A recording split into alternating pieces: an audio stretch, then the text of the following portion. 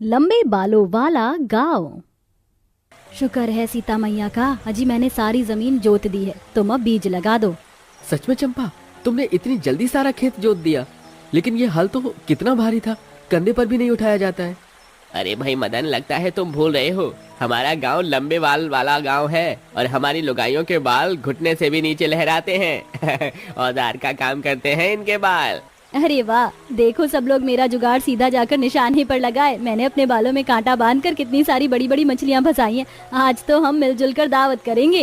ये कहते हुए बबीता अपने लंबे बालों को ऊपर खींचती। उसके लंबे लहराते काले बाल झरने के पानी में से मछलियों का झुंड जाले में फंसाकर ऊपर ले आता है। मछलियों से भरा जाला फटने को था, इस बात से ये पता लग रहा था कि जाले का वजन कितना ज्यादा था। वहीं दूसरी तरफ पेड़ के नीचे डाली पर से मोहिनी अपने लंबे बालों से पेड़ की सूखी डाली तोड़ रही थी, जहां महिलाओं से लेकर छोटे छोटे बच्चों के बाल भी लंबे लहराते थे। आखिर लंबे बालों वाले इस अनोखे गांव के पीछे का रहस्य क्या है, जानने के लिए कहानी के पिछले भाग को देखते हैं। एक समय में किशनगंज गांव बहुत ही कुशल था। गांव की महिलाएं बहुत ही रूपवती थी, सबके बाल कमर तक बल खाते थे। गांव की जमीन बहुत ही उपजाऊ थी, सभी के पति किसान थे। खेती बाड़ी करके वह अपने साल भर का भरण पोषण आराम से कर लिया करते थे। इतवार की सवेरे सवेरे चंपा बबीता अपनी बेटियों के बाल में तेल डाल रही थी। माँ, आराम आराम से कंघा करो ना, मेरे बाल नोच रहे हैं। अरे आराम से ही तो कर रही हूँ लाडो। हे भगवान, बाल बाल सुलझाने में ही तेरे कितने बाल निकल गए, कितने हल्के बाल हो गए, इसीलिए कहती हूँ तेल डाल कर रखा कर। अरे चंपा, मैं तो मेरी सोनी के बाल तेल में चुपड़ कर रखती हूँ, फिर भी इसके बाल झड़ रहे, और मेरे भी। जब से पोखर का पानी खारा हुआ है, हमारे गाँव की सब औरतों के अच्छे खासे बाल हल्के हो गए हैं। कोई अच्छा तेल शैम्पू लगाना होगा तभी फर्क पड़ेगा, वरना हम तो पूरी तरह गंजी हो जाएंगे। दोनों बातचीत कर रही होती है, तभी गाँव के अंदर तेल का प्रचार करता हुआ एक आदमी आता है। तेल ले लो, तेल एक शीशी लगाओ और बाल झड़ने की समस्या से निजात पाओ। 100 रुपए में 2 बोतल तेल, एक पे एक फ्री। आ जाओ बहन जी, ले लो तेल ले लो। गांव की सभी औरतों की नजर उस आदमी के लंबे काले बालों पर टिक जाती है। सबका मुंह खुला का खुला रह जाता है। अरे चंपा, देख रही है, इस आदमी के बाल तो नागिन की तरह बल खा रहे हैं। चल हम भी तेल खरीद लेते, मुझे तो बड़ा फायदेमंद लग रहा है, और 100 रुपए कोई महंगा भी नहीं है, बड़ा सस्ता है। प्रचार के आधार पर गांव की सभी औरतें उस बहरूपिया आदमी से तेल खरीद लेती हैं, मगर उनमें से किसी को भी असलियत पता नहीं थी कि वह आदमी सर पर विग लगाए हुए था। थोड़े दिन में गांव की औरतों के बाल और हल्के हो जाते हैं। तभी एक दिन गुंजा नाम की एक बड़ी ही गरीब गंजी काली लड़की तेल शैम्पू बेचने आती है। तेल शैम्पू ले लो, रीठा गुड़हल शिकाकाई का बनाया तेल शैम्पू ले लो। बहन जी, तेल शैम्पू ले लीजिए, 1 महीने में ही आप लोगों के बाल गारंटी के साथ लंबे और घने कर देगा। उस गंजी काली लड़की को गांव के अंदर तेल शैम्पू बेचता देखकर सभी औरतों का गुस्सा उस बेकसूर पर भड़क जाता है। ये गंजी पटेल काली कलूटी बैंगन लूटी भी उस आदमी की तरह ठगेरू है। मैं तो कहती हूँ इसे चप्पल और जूते की माला पहनाते हैं और इसका मुंह काला करके यहाँ से निकलते हैं, तभी इन लोगों का ऐसा झूठा प्रचार करने की आदत जाएगी। सभी औरतें उसका मुंह काला करके जूते की माला पहनाती हैं और पत्थर मार मार कर गाँव से भागने लगती हैं। बेचारी गुंजा रोती बिलखती है। भगवान के लिए मत मारो मुझे, निकल जा हमारे गांव से, वरना तेरी जान निकाल देंगे। तुम सब औरतों ने मिलकर मेरी जान ली है, तुम मेरी मौत की कसूरवार हो, इसलिए इस गांव की धरती श्रापित होगी और अब कोई अन्न की बाली यहाँ नहीं उपजेगी। तुम सब भुखमरी के शिकार होगे। ऐसे बोलकर गंजी गुंजा दम तोड़ देती है। पूरी धरती बंजर हो जाती है, गांव में सूखा और अकाल आ जाता है। यहाँ तक कि पूरा का पूरा गांव गंजा और बदसूरत हो जाता है। लोग उनकी शक्ल को देखकर भीख भी नहीं देते। सब अपनी बुरी दुर्दशा में अपने गुनाहों से तौबा करते हैं। तुम औरतों के कारण उस लड़की के श्राप पूरा गांव भुगत रहा है। अपने पापों का पश्चाताप करो, वरना हम सब मर मिटेंगे। जलन में हमसे बड़ी भूल हो गई काकी, हे ईश्वर हम पर तरस का हमें बचा। तभी उस लड़की की आत्मा उन्हें दिखाई देती है। तुम लोगों को तुम्हारी भूल का एहसास है, लेकिन मैं अपनी श्राप को तो लौटा नहीं सकती। लेकिन मैं तुम्हें वरदान देती हूँ कि गांव की सभी औरतों के बाल जादुई बाल हो जाएंगे, जिसे तुम औजार और अपनी ताकत के रूप में इस्तेमाल कर सकती हो। मगर अगले 1 साल तक ये जमीन कंटीली झाड़ी उपजेगी, इसलिए यहाँ से पूर्व की दिशा में चले जाओ। वहाँ एक विशाल पेड़ है, सब उस पेड़ पर ही बस जाओ। देखते देखते चमत्कार हो जाता है। सभी औरतों और बच्चों के लंबे बाल लौट आते हैं। जब उस पेड़ पर आ जाते हैं जिसके चारों ओर जिंदा चट्टान से जल के सोते बहते हुए झरने गिर रहे थे। ये पेड़ तो कितनी खतरनाक जगह पर है, हम लोग वहाँ तक कैसे पहुँचेंगे? एक तरफ झरना है, दूसरी तरफ खाई, जरा भी पैर डगमगाया तो जान से जाएंगे। आप सभी घबराइए मत, हम अपनी लंबे बालों को रस्सी के रूप में इस्तेमाल करके उस पेड़ वाले स्थान तक पहुंच जाएंगे। ए मेरे जादुई लंबे बाल, और लंबे हो जाओ। मोहिनी के ऐसा बोलते ही उसके बाल रस्सी के जैसे लंबे होते जाते हैं। पूरा गांव बालों के सहारे उस पेड़ तक पहुंचता है। ये पेड़ तो कितना विशाल, बड़ा और ऊंचा है। इस पर तो हमारा पूरा का पूरा गांव समा जाएगा। मगर उतने ऊंची डाल तक कैसे पहुंचा जाएगा? बालों की सहायता से। अब इसी पेड़ पर हम अपना लंबे बालों का गांव बसाएंगे। बबीता पेड़ पर पहुंच जाती है और अपने लंबे बाल को जड़ के समान इस्तेमाल करती है। सबके पति लकड़ी काट कर उन्हें थमाते हैं और वह लंबे मजबूत बालों से खींच लेती हैं। इसी तरह सब पेड़ के ऊपर ही टिकाऊ घर बनाकर रहने लगते हैं और उस झरने और पेड़ को अपने उपयोग में लाते हैं। अरे वाह, आज तो जैसे हमारे लंबे बालों वाले गांव में खुशी आ गई है। इतनी मछलियां, इन्हें बेचकर तो हम मुनाफा कमा सकते हैं। इतनी मछलियां हम खा भी नहीं पाएंगे। तो सोच क्यों रहे हो? जाकर इन मछलियों को बेचकर जो पैसे बने उससे खेती करने के लिए खाद बीज ले आओ। सबके पति टोकरी में मछली भरकर बेचने जाते हैं। इधर लंबे बालों वाले गांव की बहुएं मछुआरन के जैसे झरने से मछली, शंख वगैरह निकालती हैं। देखो इस बार मुझे क्या मिला, दूध सा सफेद शंख। पता है इसकी चूड़ियां और माला महंगे बिकते हैं। वैसे इसे हम अपने गांव की सजावट करके अपने गांव की सुंदरता को बढ़ा सकते हैं और अपने बालों की भी। फिर सारी औरतें शंख से जूड़ा चूड़ी बनाकर इस्तेमाल करती हैं। धीरे धीरे उनका जादुई बाल वाला गांव देखने के लिए दूर दूर से टूरिस्ट आने लगते हैं और तस्वीर खींचते हैं, ब्लॉग बनाते हैं। तो जैसा कि आप देख सकते हैं, इस वक्त मैं लंबे बाल वाले गांव के अंदर हूं। आप देख सकते हैं यहाँ पर बड़े से लेके बच्चों के बाल भी कितने लंबे हैं। ये गांव अपने आप में 8वां अजूबा है। आपको हमारा लंबे बाल वाला गांव अगर इतना ही पसंद आया रिपोर्टर बाबू, तो हमारे गांव में बस जाइए। हम आपके बाल भी लंबे कर देंगे। महिलाएं रिपोर्टर से हंसी ठिठोली करती। थोड़े ही दिनों में लंबे बाल वाला गांव अखबार के पन्नों में छप जाता है और गिनीज बुक में भी रिकॉर्ड हो जाता है, जिससे अब गांव में सैलानी घूमने फिरने आया जाया करते, जैसे गांव वालों को आर्थिक मदद मिलने लगती है। और इसी तरह से 1 साल गुजर जाता है। बंजर धरती फिर से हरी भरी हो जाती है, जिसके साथ गाँव की सभी महिलाओं की चमचमाती लहराते रेशम से काले बाल साधारण कमर तक हो जाते हैं। मैं इस गाँव को श्राप मुक्त करती हूँ। अब तुम लोग इस गाँव में आराम से रह सकते हो, लेकिन फिर कभी किसी का उपहास मत उड़ाना, जो तुम्हें इस तरह कष्टदायक जीवन का फल ना भोगना पड़े। हम वादा करते हैं आज के बाद फिर कभी हम किसी का ठट्ठा नहीं उड़ाएंगे, सबका आदर करेंगे। तुम्हारा धन्यवाद जो तुमने हमारे गांव को पहले के समान बना दिया, लेकिन हमारा इस लंबे बाल वाले गांव से एक अलग सा नाता, एक अलग सा रिश्ता जुड़ गया है, तो हम यहाँ भी आते जाते रहेंगे। हाँ बिल्कुल, ये लंबे बाल वाला गाँव आज के बाद तुम्हारा ही होगा। उस दिन के बाद से गांव वाले खुशी खुशी गांव में अपना जीवन निर्वाह करने लगते हैं और शांति और सुकून भरे पल के लिए लंबे बाल वाले गांव में भी आया जाया करते थे।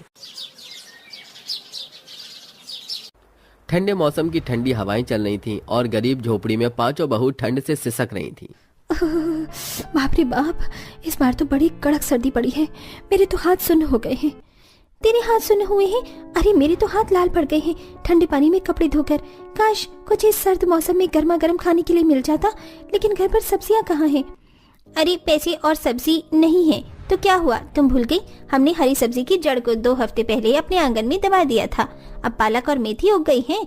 चलो उसी के पकौड़े बना लेते हैं और साथ में अदरक की चाय, मजा आ जाएगा। मेरी जुगाड़ू बहू, तुम्हें उठने की कोई जरूरत नहीं है। मुझे पता है तुम्हारा दिमाग अब कहाँ कहाँ चलने लग गया है, इसीलिए तुम्हारे जुगाड़ से मैंने तुम्हारी जुगाड़ू चाय और पकौड़े दोनों बना लिए हैं। चलो अब खाने का मसा लो। आहा, क्या पकौड़े की खुशबू आ रही है, मैं तो जल्दी से खाऊंगी।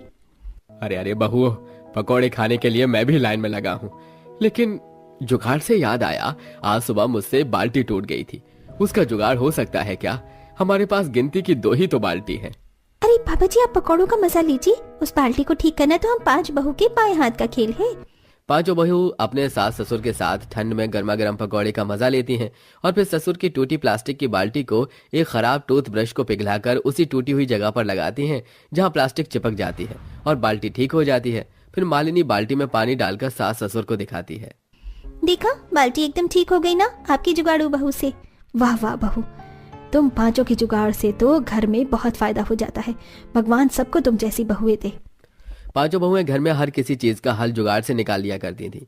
क्या कोई बड़ी परेशानी आने पर वो अपने जुगाड़ से परिस्थिति का सामना कर पाएंगी? ये जानने के लिए आइए हम कहानी में आगे बढ़ते हैं, जहां 5 बेटे पहाड़ी क्षेत्र में चट्टान तोड़ने और पत्थर उठाने का काम किया करते थे। लेकिन उनका काम इतना मंदा था कि घर वालों की 2 वक्त की रोटी भी पूरी नहीं हो पाती थी। एक दिन उनके गांव में पानी की समस्या हो गई, जिस वजह से सभी लोग बाल्टी, मटके इत्यादि लेकर दूर से हैंडपंप और नदी से पानी लेकर आ रहे थे।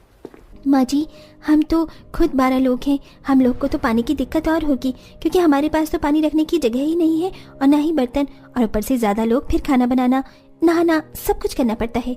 हाँ माँ जी, भले ही सर्दी हो लेकिन पानी तो चाहिए ना।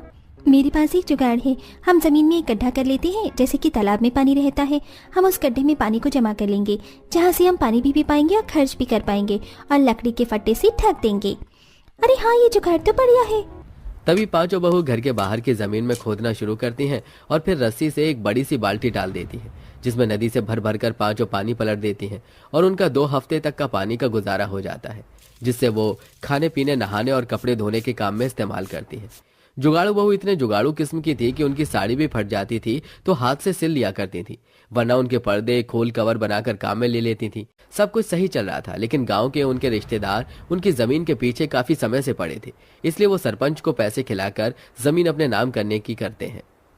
देखो सरपंच जी, हम तुम्हें मुंह मांगी कीमत दे चुके हैं, हमें वो जमीन हर हाल में चाहिए। किसी भी तरह उन गरीब परिवार वालों को निकालो, उनकी 5 बहू बहुत तेज है। मुकेश जी, आप चिंता मत कीजिए, आपको थोड़ी सी एक्टिंग करनी है और थोड़ा सा झूठ मुझे बोलना है, उसके बाद गांव वाले खुद मिलकर उन्हें धक्के मार के निकाल देंगे। कुछ देर बाद सरपंच अपने आदमियों के साथ परिवार के घर पहुंच जाता है, आवाज लगाकर उन्हें बाहर बुला लेता है। अरे सरपंच जी, आप कहिए, क्या बात है? अरे बात तो ऐसी है ना अशोक जी, दूसरों की जमीन को हड़प कर आराम से जीना कोई आपसे सीखे, लेकिन इस जमीन के असली कागज और मालिक को मैं देख चुका हूँ और आप सभी को यह जमीन अभी के अभी खाली करनी होगी। यह मेरा फैसला है और अगर आप इसे नहीं मानते तो गांव वाले आप सबको मिलकर धक्के मार के बाहर निकाल देंगे। सरपंच जी, आप ये कैसी बात कर रहे हैं? हम तो अपनी जमीन पर बरसों से रह रहे हैं, किसी और की जमीन कैसे हो सकती है जब कागज ही हमारे पास है? हाँ सरपंच जी, हमारी ही जमीन है। ये लोग झूठ बोल रहे हैं, इनके पूर्वज ने मेरे पिता से लड़कर यह जमीन छीनी थी तो सालों से अपना ही तो मानेंगे, लेकिन अब मैं अपनी जमीन को वापस लेकर रहूंगा। चलो निकलो यहाँ से, देख रहे हो ना सब आप गाँव वालों। आप ऐसे नहीं कर सकते। हाँ हाँ, इन छोटे लोगों को निकालो यहाँ से, निकालो यहाँ से। फिर गांव के सभी लोग पत्थर उठाकर आक्रोश करने लगते हैं। तभी मुकेश धमकी देकर उनका बोरिया बिस्तर ले जाने को कहता है, जिसके बाद मजबूरन पूरे परिवार को घर छोड़ना पड़ता है और वो ठंड में इधर उधर कांपते हुए भटकने लगते हैं। बाप रे बाप, बहुत ठंड हो रही है। अब हम कहाँ जाएंगे बेटा? माँ, पिताजी, समझ तो मुझे भी नहीं आ रहा कि अब हम कहाँ जाएं। उस सरपंच और हमारे रिश्तेदार मुकेश ने हमारे साथ धोखेबाजी की है, पर अभी हमें अपने सिर की छत ढूंढनी है और पैसे भी नहीं है। अजी, मेरे पास एक जुगाड़ है। आप और दोनों भाई साहब चट्टान काटने का काम करते हैं ना, तो उस चट्टान को काट कर तो आप कमरा भी बना सकते हैं। तो क्यों ना हम ठंड से बचने के लिए वहीं चलें? अरे बातों ही बातों में तुमने बहुत अच्छा जुगाड़ बता दिया तृप्ति। वैसे भी हमारा गांव पहाड़ी क्षेत्र के पास था, लेकिन अब हम पहाड़ी क्षेत्र में जाकर तुम्हारा ससुराल भी बना सकते हैं। बेटा, क्या ये सुरक्षित होगा? हाँ पिताजी, सुरक्षित होगा। चलिए, पहाड़ पर पहुंचते पहुंचते और ठंड हो जाएगी। फिर सभी लोग चलते चलते ठंड में पहाड़ों पर पहुंच जाते हैं, जहां पांचों भाई के साथ 5 जुगाड़ बहू भी चट्टान काटने का काम करती हैं और देखते ही देखते जुगाड़ से वो एक बड़ा कमरा तैयार कर लेती हैं, जहां एक बहू पास की मिट्टी लेकर चूल्हा बनाकर तैयार कर लेती है और लाए दाल चावल अनाज से वो अपने उस वक्त का खाना तैयार कर लेते हैं। शुक्र है खाना तो बन गया, लेकिन इतनी ठंड लग रही है कि खाना खाया ही नहीं जा रहा है। इस पहाड़ी ससुराल में कुछ जुगाड़ हो सकता है क्या? अरे दीदी, यहाँ आसपास इतने पेड़ हैं, मैं कुछ लकड़ी लेकर आ जाती हूँ। आग जलाकर खाना खाएंगे जिससे ठंड भी ना लगे। फिर सुभद्रा और उसका पति आसपास के पेड़ की लकड़ी काट कर घर ले आते हैं और उसको जला देते हैं, जिसके बाद उनकी ठंड थोड़ी कम होती है और वो चैन से खाना खवाते हैं। लेकिन लेटते टाइम उन्हें वो पथरीली जगह बहुत चुभती है। हे भगवान, कब से लेटने की कोशिश कर रही हूँ, लेकिन पहाड़ी जगह इतनी ठंडी है, ऊपर से पत्थर चुभ रहे हैं। हमारे पास तो कोई गद्दा भी नहीं है। अरे आप सही कह रही हैं माँ, मुझे भी ये जगह बहुत चुभ रही है। हमारी पत्नियां गांव में होती तो वो अब तक कोई जुगाड़ कर लेती, लेकिन पहाड़ में क्या ही जुगाड़ करेंगी। आकाश जी, ये कहकर तो आपने हम सबको चुनौती दे दी। हम पांचों इतनी जुगाड़ू हैं कि हर परिस्थिति में कुछ न कुछ हल निकाल लेती हैं। तुम लोगों को कुछ जुगाड़ आया, मुझे तो आ गया। मुझे भी आ गया। हम अभी आप सबका लेटने का बंदोबस्त करते हैं।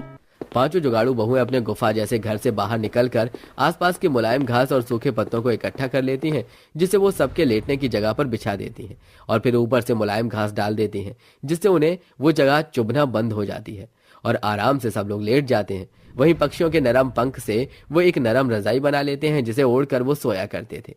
अरे वाह बहू, अब तो बहुत अच्छा लग रहा है। पहाड़ी ससुराल वाले पहाड़ी क्षेत्र में किसी तरह ले राशन से अपना गुजारा चला लेते हैं। फिर एक दिन माँ जी, हम जितना सामान अपने घर से लेकर आए थे अब वो खत्म होने को आया है। मुझे लगता है हमें खाने पीने के लिए जुगाड़ कर लेना चाहिए, क्योंकि गांव छोड़ने के बाद हमारे पतियों के पास काम भी नहीं है। हाँ बहू, तो बिल्कुल ठीक कह रही है। माँ जी, मैं कुछ सब्जी लाई थी जो सब थोड़ी उग गई है और मैंने बनाई नहीं। मैं इन्हें यहाँ आसपास की मिट्टी में दबा देती हूँ, क्या पता इनसे उग जाए। हाँ बहू, आप सब लोग यहाँ रहिए, हम पांचों भाई किसी काम की तलाश करके आते हैं। क्या पता यहाँ कोई पहाड़ पर काम मिल जाए। पांचों भाई काम की तलाश में चले जाते हैं, जहाँ उन्हें छोटे छोटे पत्थर उठाने का दिहाड़ी पर काम मिल जाता है और वो करने लगते हैं। वहीं दूसरी तरफ एक फॉरेनर तृप्ति से कहती है, हे, क्या तुम्हें पता है यहाँ से जाने का रास्ता कहाँ है? मैं ये पहाड़ घूमने आई हूँ, पर मुझे यहाँ का रास्ता नहीं पता। Can you help me? आपकी बातों से लगता है आप खो गई हैं। मैं आपकी मदद करती हूँ। माँ जी, पापा जी, मैं अभी आई। तभी तृप्ति उस विदेशी औरत को आसपास के पहाड़ी नज़ारे दिखाने चली जाती है और उसको जाने का रास्ता भी दिखा देती है। जाते जाते वो औरत 1000 रुपए दे जाती है, जिससे तृप्ति दूसरे पहाड़ पर जाकर खाने पीने का सामान ले आती है। ये देख घर पर सब खुश होते हैं और उन्हें विदेशी लोगों को पहाड़ी के सुंदर नज़ारे दिखाने का काम समझ आ जाता है, जिससे वो पहाड़ पर रहकर लोगों को गाइड करते थे और जुगाड़ू सब्जी के पकौड़े बनाकर साथ में चाय के साथ बेचने लगते हैं, जिससे धीरे धीरे उनकी गरीबी खत्म हो जाती है। साथ ही साथ 5 जुगाड़ू बहू पैसों का लालच देकर एक दिन सरपंच के पास जाती हैं, जिससे वो सब कुछ उगल देता है और 5 जुगाड़ू बहू गांव वालों के सामने उसे पीट कर सच उगलवा लेती हैं। बता सरपंच सबको सच क्या है, वरना तू अभी जेल में उन मक्कार रिश्तेदारों के साथ चक्की पीसेगा। हाँ, मैंने पैसों के लालच में आकर उन मासूम लोगों को उनके घर से निकाल दिया। इनमें इनका कोई दोष नहीं है, सब मुकेश की गलती है। सुन लिया दरोगा साहब आपने, पकड़ लीजिए इन धोखेबाज लोगों को। फिर 5 बहू के जुगाड़ खुराफाती दिमाग की वजह से उन्हें अपना घर वापस मिल जाता है। साथ ही दोषी लोगों को सजा मिल जाती है और वो सब खुशी खुशी रहने लगते हैं।